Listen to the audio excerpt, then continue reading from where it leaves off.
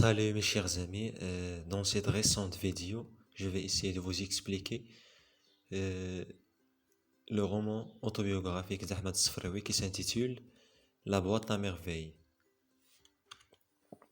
Alors, La boîte à merveilles est tout simplement un roman autobiographique de l'écrivain marocain Ahmed Sfraoui.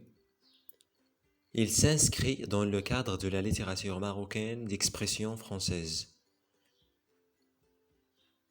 Ce roman-là, il a été écrit en 1952 et est présenté en 1954. Le lieu des événements, c'est la ville de Fès. Avant de passer au résumé de l'œuvre, j'aimerais bien présenter d'abord les personnages principaux. Alors, le personnage principal de cette œuvre, c'est Sidi Mohamed. Sidi Mohamed, c'est le personnage principal, âgé de 6 ans, et il est caractérisé par sa solitude. Son seul ami, c'est la boîte à merveilles qui contient des objets hétéroclites, des boucles de verre, des anneaux de cuivre, des clous. Le deuxième personnage principal, c'est la Zoubeda, qui est d'ailleurs la mère du narrateur. Il croit aux superstitions et il est âgé de 22 ans. Le père du narrateur s'appelle Sidi Abdeslam. Il exerce le métier de tisserand, c'est-à-dire artisan qui fabrique des tissus. Il est âgé de 40 ans. Et il est d'origine montagnarde. Et un autre personnage principal, c'est la Chouafa, la voyante Lalla Kenza. Il habite au rez-de-chaussée de la maison de Dar Chouafa où habitait le narrateur. Un autre personnage principal, c'est le Fkir. C'est un homme barbu et maigre. Il fait l'objet de cauchemars pour le narrateur. Un autre personnage principal, c'est Zinb. C'est la fille de Driss Lawad et Rahma, détestée par Sidi Mohamed car ce dernier la trouve bête et stupide. Il est plus âgé d'un an que le narrateur.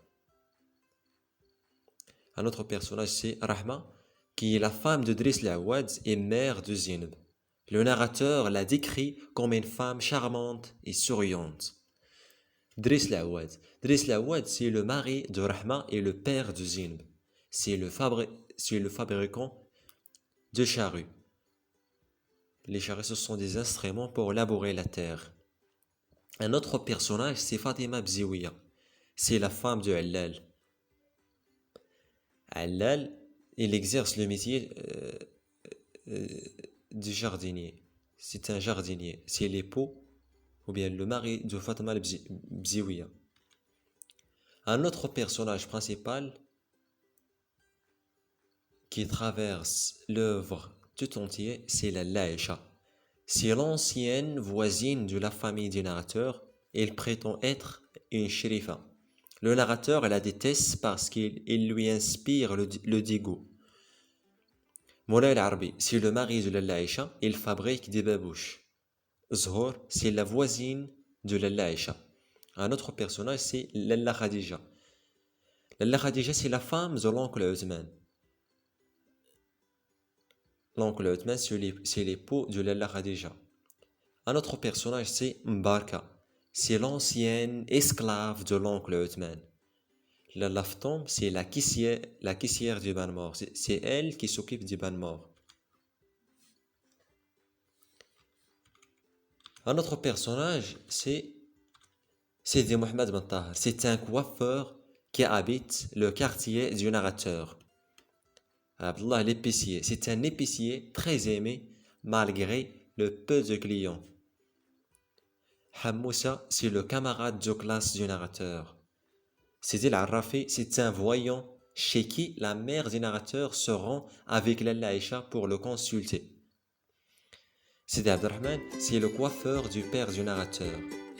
Salama, c'est la marieuse professionnelle, c'est-à-dire la personne qui sert d'intermédiaire pour marier deux personnes. Elle a la voix d'un homme. Maintenant, je vais passer directement au résumé de l'œuvre.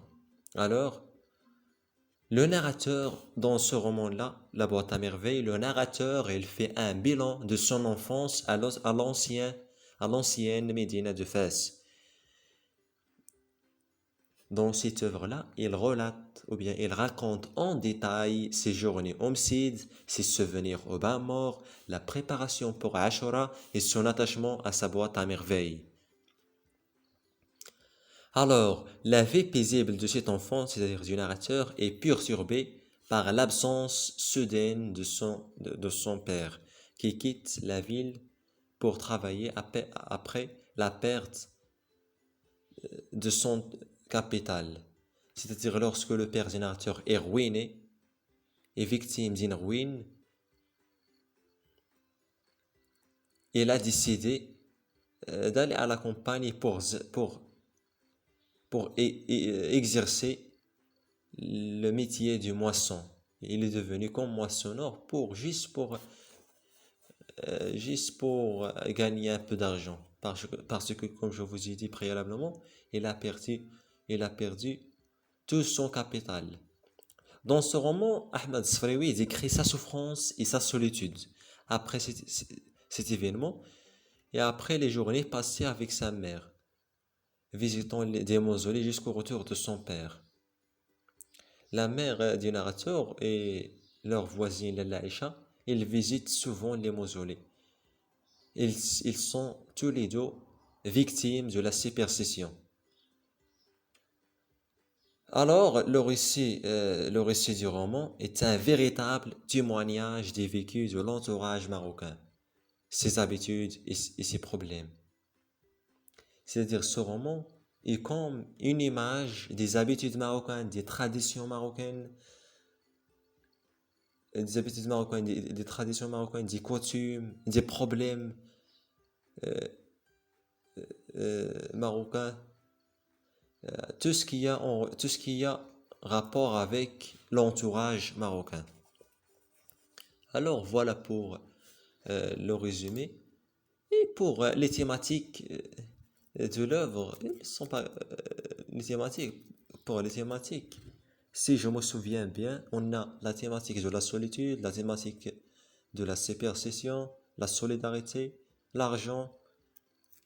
Il y a pas mal de thématiques dans cette œuvre. Alors, comme je vous ai dit au début, ce roman-là est un roman autobiographique. Vous devez faire la différence entre une autobiographie et une biographie. Une autobiographie, c'est lorsque l'auteur fait un récit de sa vie, comme Ahmad Sfraoui, il fait un récit de sa vie. Mais la biographie, c'est lorsque l'auteur fait un récit de la vie d'une autre personne. Je répète, l'autobiographie, c'est lorsque l'auteur fait le récit de sa propre vie, de sa propre vie. Mais la biographie, c'est lorsque l'auteur fait un récit de la vie d'une autre personne. Alors voilà pour le résumé de la boîte à merveilles. J'espère que tout est clair. Euh, j'ai essayé au maximum de, de faire une petite synthèse de l'œuvre dans sa globalité. Et j'espère bien que vous avez assimilé et compris le contenu de cette vidéo. Dans la prochaine vidéo, si Dieu le veut, je vais aborder d'autres œuvres en relation avec, en relation avec le lycée, le cycle secondaire qualifiant. Alors, on se retrouve très prochainement, mes chers amis. À très bientôt.